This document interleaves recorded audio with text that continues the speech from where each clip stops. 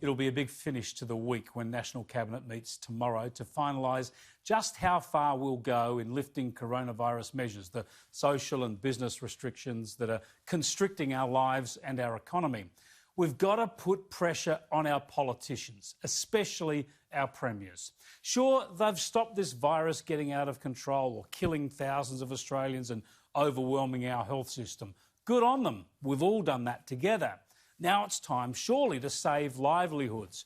We've got to be careful, sure, but we can't pretend the virus is going to go away. We've got to learn to live with a manageable level of infections. Otherwise, we kill the economy, kill off society in one of the most avoidable pyrrhic victories of all time. One state, South Australia, hasn't had an infection for more than 2 weeks.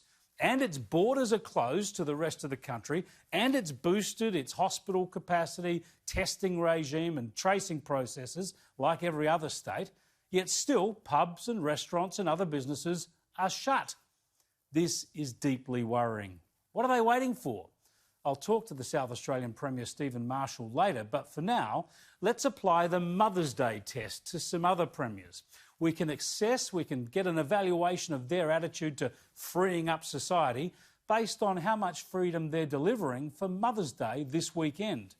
In the Sunshine State, only 2 household visitors are allowed at the moment, but Queensland's Labor Premier has unveiled a Mother's Day gift.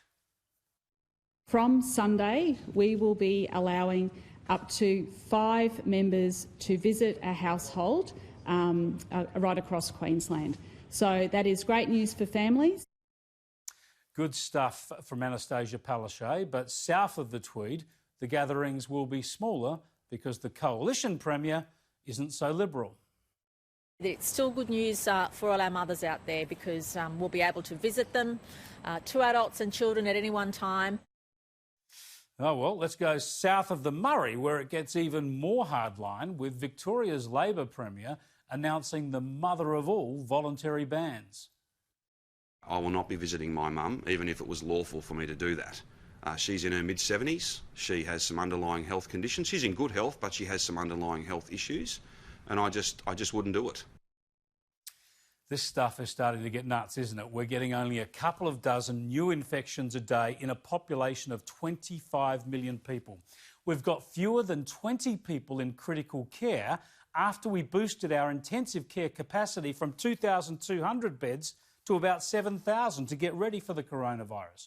We're testing tens of thousands of people daily to get these low infection levels.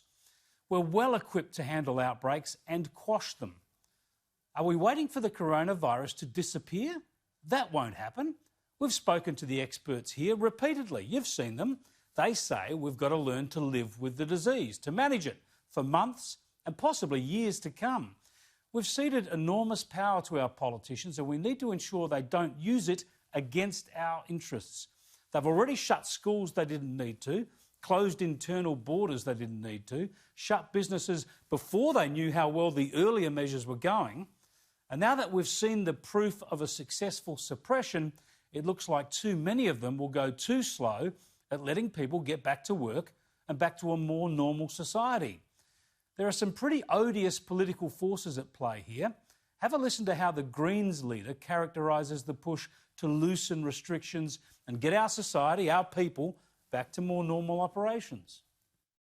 We shouldn't be rushing to ease some of these restrictions just because it's getting a bit, too tough for Harvey Norman or for Gina Rinehart. What a hateful little man. Now, Gerry Harvey and Gina Rinehart directly employ upwards of 10,000 Australians. Lord knows how many families rely on them indirectly. Yet this is the politics of envy we get here from the Greens always.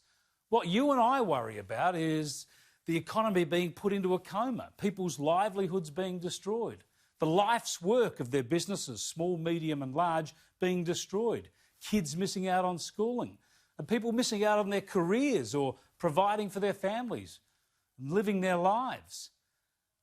Yeah, that's what we worry about. But Adam Bandt, he worries that if we get going again, some billionaires might benefit.